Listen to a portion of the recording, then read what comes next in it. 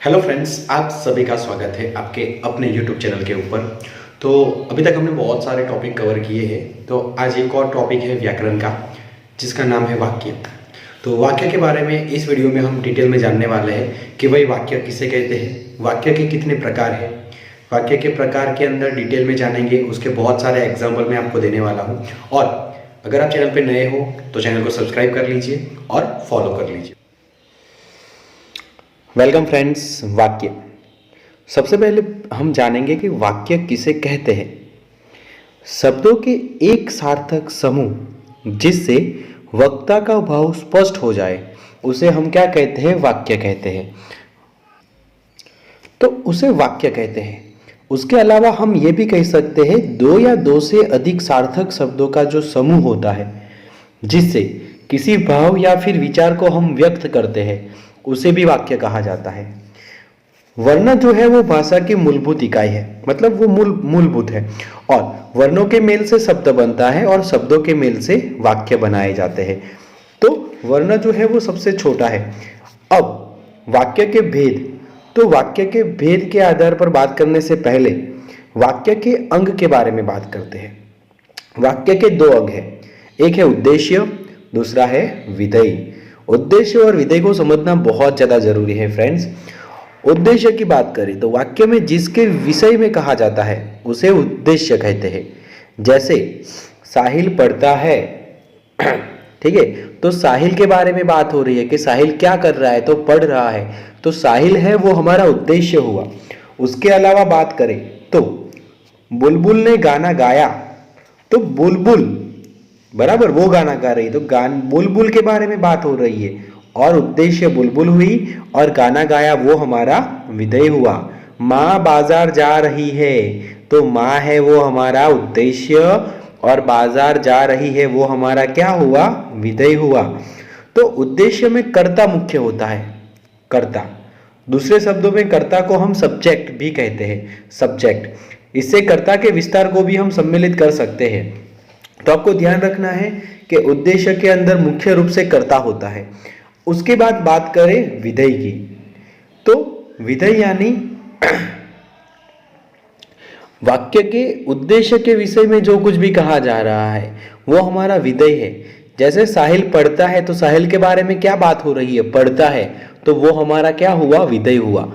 ठीक है। उसके अलावा माँ बाजार जा रही है, तो माँ कहाँ जा रही है? तो बाजार जा रही है, वो हमारा क्या हुआ? विधेय हुआ। तो ये थे उद्देश्य और विधेय, इसके बारे में आपको समझना जरूरी है।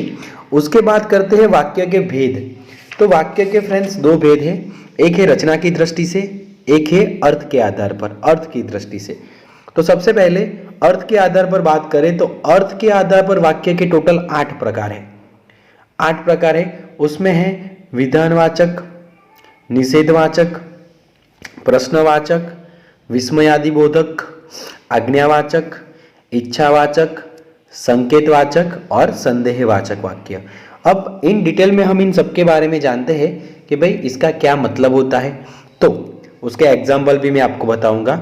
वीडियो में अगर नए हैं तो लाइक कर दीजिए, सब्सक्राइब कर लीजिए, और आपको अगर कुछ समझ में नहीं आता है तो आपको कमेंट करना है। विधानवाचक वाक्य, तो फ्रेंड्स विधानवाचक वाक्य यानी वह वाक्य जिससे किसी प्रकार की जानकारी प्राप्त होती है, जिसे विधानवाचक वाक्य कहते हैं। जैसे राधा पढ़ती है, तो इस वाक्य से आपको क्या जानकारी मिली कि भाई वो पढ़ रही है। मेरा काम खत्म हो गया, तो इस विधानवाचक वाक्य से क्या पता चला कि भाई उसका काम क्या हो गया है? खत्म हो गया है। मेरे पिता का नाम राकेश है, तो विधान मतलब जिससे आपको कुछ जानकारी मिलती है, वो वाक्य आपका कौन सा होगा? विधानवाचक वाक्य। बहुत सारे एग्जाम्पल आपको देखने को मिलेंगे। सोहन की माताजी बीमार है, भारत आजाद देश है, राधिका खाना खा रही है, मोदी जी भारत के प्रधानमंत्री है, राजा आज बहुत ठंड है, माता जी ने पूजा कर ली, गीता के पास 5 रुपए है। तो फ्रेंड्स यहाँ पर आपने देखा कि विधानवाचक वाक्य ये पढ़ने से आपको कोई ना कोई जानकारी प्राप्त हो रही है। मतलब ये कौन सा वाक्य का प्रकार हुआ? विधानवाचक वाक्य फर्स्ट। इसमें कोई डाउट है तो आप कमेंट कर सकते हो। सेकंड है निषेधवाचक वाक्य, यानी कि जिन वाक्यों से कार्य के न होने का भाव प्रकट हो, निषेध मतलब नहीं हो रहा है वो वाक्य, उसे क्या कहेंगे? निषेधवाचक वाक्य। निषेध मतलब नहीं होना, मना कर देना। मैं आज खाना नहीं खाऊंगा, खाना नहीं खाने का निषेध हो रहा है, मना कर रहा है बालक। वह आज स्कूल नहीं जाएगा। रोहन मेरे साथ नहीं चलोगे? मैंने दूध नहीं पिया। उसने आज गृह कार्य नहीं किया। पिताजी आज ऑफिस नहीं गए। मोहन दीदी का कहना नहीं मानता है। माली ने आज पौधों को पानी नहीं दिया। तो ये सारे वाक्यों में जो भी काम है उसका क्या हो रहा है? निषेध, मतलब वो काम नहीं हुआ है, इसलिए इसे क्या कहते हैं? निषेधवाचक वाक्य। उसके बाद आता है प्रश्नवाचक वाक्य। तो वह वाक्य जिसके द्वारा, प्रश्नवाचक वाक्य मतलब वह वाक्य जिसके द्वारा किसी प्रकार का प्रश्न किया जाता है। हम जब प्रश्न पूछते हैं वो वाला वाक्य कि स्कूल की परीक्षा कब है, पंजाब की राजधानी क्या है, संसार में कितने सागर है, क्या तुमने खाना खा लिया, तुम कितने बजे सुबह उठते हो, क्या तुम मेरे साथ खेलोगे, तुम्हारा नाम क्या है, यह फिल्म कब खत्म होगी, आज टीचर ने क्या होमवर्क दिया है, तुम कौन से देश में रहते हो। तो इस प्रकार के जब हम किसी को प्रश्न पूछते हैं तो ये प्रश्नवाचक वाक्य हुआ, जो किसका प्रकार है? अर्थ की दृष्टि से। इसके बाद आता है विस्मयादिबोधक वाक्य। तो ये वाक्य जिससे किसी प्रकार की गहरी अनुभूति का प्रदर्शन किया जाता है, मतलब आप अपने भाव को प्रकट करते हो। जैसे कि वह वाक्य जिससे किसी प्रकार की अनुभूति, जैसे आश्चर्य हुआ, शोक हुआ, घृणा हुई, अत्यधिक खुशी हुई, स्तब्ध मतलब चौंक गए, जैसे भावों का जब बोध होता है तो वह विस्मयादिबोधक वाक्य कहलाता है। जैसे इसके अंदर आपको ये सारे शब्द अगर आएंगे तो वो आपका विस्मयादिबोधक वाक्य होगा। अगर एग्जाम में पूछा जाता है तो याद रखना है, जैसे आहा, अरे, अरे रे, वो, हाय, शाबाश, हे राम, छी, छी छी, हे भगवान, ओ, कहाँ, हम, ठीक है, बाप रे, बेचारा, रुको आदि। तो इन वाक्यों में विस्मय सूचक चिन्ह का प्रयोग किया जाता है। ये जो सारे चिन्ह है, विराम चिन्ह, जिसके बारे में आपको पता होगा, नहीं पता है तो कमेंट कर दीजिए, वीडियो आपको मिल जाएगा। जैसे हे भगवान, ये समस्या कब हल होगी, तो ये जो चिन्ह है वो किसका है? विस्मयादिबोधक का। और उसके आगे वाला शब्द विस्मय सूचक शब्द है। अरे वाह, कितना सुंदर फूल खिला है, बल्ले बल्ले, इंडिया मैच जीत गई, रुको, तुम नहीं जा सकते, हे राम, आज कितना ठंडा दिन है, अरे वाह, तुमने कितनी सुंदर ड्रेस पहनी है, क्या बात, तुमने कर दिखाया, शाबाश, तुमने परीक्षा में बहुत अच्छा किया, बाप रे, कितना महंगा तोहफा है। तो ये सारे शब्द जो है वो विस्मयादिबोधक, विस्मयादिवाचक वाक्य का बोध कराते हैं। अब आता है आज्ञावाचक वाक्य, जिसे आज्ञार्थ का वाक्य भी कहा जाता है। तो वह वाक्य जिसके द्वारा किसी प्रकार की आज्ञा दी जाती है, जैसे प्रार्थना की जाती है, तो उसे क्या कहते हैं? आज्ञावाचक, विधि सूचक वाक्य कहलाता है। जैसे कृपया शांति बनाए रखे, राम जाकर पढ़ाई करो, जाओ बच्चों खेलो, सब जगह सब अपनी अपनी जगह पर बैठ जाइए, जल्दी दरवाजा खोलो, तुम वहां जा सकते हो, सीता तुम अब अपना खाना खा लो, खिड़की दरवाजे बंद कर दो क्योंकि आज बहुत ठंड है, पापा आप जल्दी आना, कृपया अपनी मदद स्वयं करिए। तो जब हम किसी को आज्ञा देते हैं तो वो आज्ञावाचक वाक्य कहलाता है, जिसके ये सारे एग्जाम्पल है। आपको भी नीचे कमेंट में एग्जाम्पल लिखने हैं अगर आपको पता है तो। उसके बाद है फ्रेंड्स इच्छावाचक वाक्य, मतलब जहां पर जिन वाक्यों में किसी की इच्छा, जरूरत, इच्छा, आकांक्षा, कामना, आशीर्वाद, इन सब का बोध होता है, उन्हें क्या कहते हैं? इच्छावाचक वाक्य कहते हैं। जैसे आपकी यात्रा शुभ हो, काश मैं कक्षा में प्रथम आ जाऊं, ये इच्छा कर रहे हैं हम लोग, ठीक है, इमेजिन कर रहे हैं, मैं भी आपके जैसा डॉक्टर बनना चाहता हूँ, खुश रहो बेटा, मैं जाता हूँ, ईश्वर सबका भला करे, आज मेरा मन कुछ अच्छा खाने का है, जन्मदिन की ढेर सारी शुभकामनाएं, ये हमारी इच्छाएं हैं, भगवान तुम्हें लंबी उम्र दे, भगवान तुम्हें लंबी उम्र दे, दूधो नाव फूतो फलो। तो जब हम किसी के लिए इच्छा व्यक्त करते हैं तो वो कौन सा वाक्य बनेगा? इच्छावाचक वाक्य। उसके बाद आता है संकेतवाचक वाक्य। तो वाक्य में किसी भी प्रकार का संकेत दर्शाता हो, या वे वाक्य जिसमें एक क्रिया का दूसरी क्रिया पर संकेत या इशारा हो, तो ऐसे वाक्य को हम संकेत वाक्य कहते हैं। जैसे वर्षा होती तो सब हरा भरा हो जाता, तो हरा भरा कब होता? जब वर्षा होती तब। अगर आज तुम जल्दी उठ जाते तो स्कूल के लिए लेट नहीं होते, ठीक है। तो अगर जल्दी उठते तो लेट नहीं होते, यदि तुम सही समय पर इलाज कराते तो जल्दी ठीक हो जाते। यदि तुम भी मेरे साथ रहोगी तो मुझे अच्छा लगेगा, रमा का मकान उधर है। यदि मैं समय बर्बाद नहीं करता तो सफल हो जाता। तो जब हम संकेत कर रहे हैं कि भाई मैं ये नहीं करता तो ये हो जाता, अगर ऐसा होता तो ऐसा हो जाता, अगर बारिश अच्छी होती तो फसल भी अच्छी होती, अगर वह घर में होता तो चोरी नहीं होती, अगर तुम मेहनत करते तो धनी बन जाते, यदि वह अच्छा खेलता तो भारत जीत जाता, अगर हम थोड़ा जल्दी घर से निकलते तो बस नहीं छूटती। तो ये सभी संकेतवाचक वाक्य के उदाहरण है। उसके बाद है संदेहवाचक वाक्य। तो फ्रेंड्स, ऐसे वाक्य जिनसे हमें किसी प्रकार के संदेह या संभावना का बोध होता है वह वाक्य संदेहवाचक वाक्य कहलाते हैं, जिसके अंदर हम संदेह करते हैं कि भाई ऐसा होगा, अगर ऐसा होगा तो, जैसे क्या उसने परीक्षा की तैयारी कर ली है, आज बहुत बर्फ पड़ सकती है, आज बहुत ठंडी पड़ सकती है, शायद वह शादी के लिए मान जाएगी, ट्रेन शायद देरी से आने वाली है, कल शायद पिताजी ऑफिस नहीं जाएंगे तो हमें घुमाने ले जाएंगे, क्या श्याम यहाँ से चला गया, शायद कल से सब फिर बंद रहेगा। तो यहाँ पर हम संदेह कर रहे हैं कि ऐसा हो जाएगा तो, ऐसा हो जाएगा तो, ठीक है, वो शायद अभी तक नहीं पहुंचा, हो सकता है कल मैं नहीं आऊँगा, संभवतः वह सुधर गया। तो संदेह के आधार पर ये सारे वाक्य है जिसके अंदर संदेह किया जा रहा है। अब बात करते हैं रचना के आधार पर वाक्य के भेद। तो रचना के आधार पर वाक्य के कितने भेद हैं? कमेंट करिए फटाफट।